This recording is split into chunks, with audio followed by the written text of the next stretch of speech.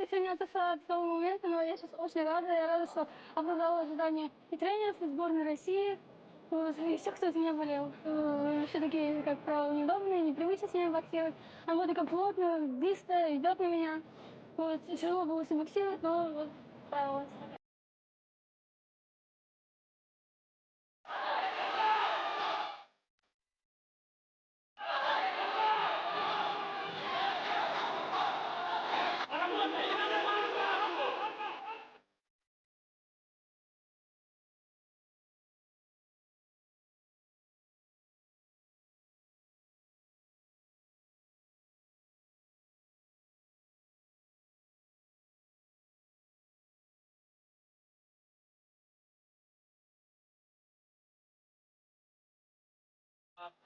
На самом деле, хочу сказать, что итальянец был неплохой.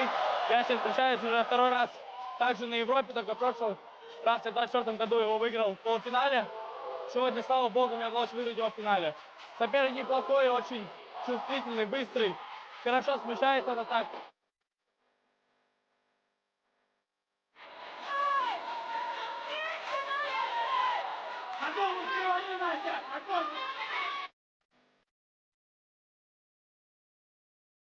Только победы и первое общекомандное место, я думаю, что у нас, в принципе, уже оно у нас есть. Сейчас хотим укрепиться в золоте, и мы этого достойны, мы этого заслужили, и наши ребята точно этого заслужили.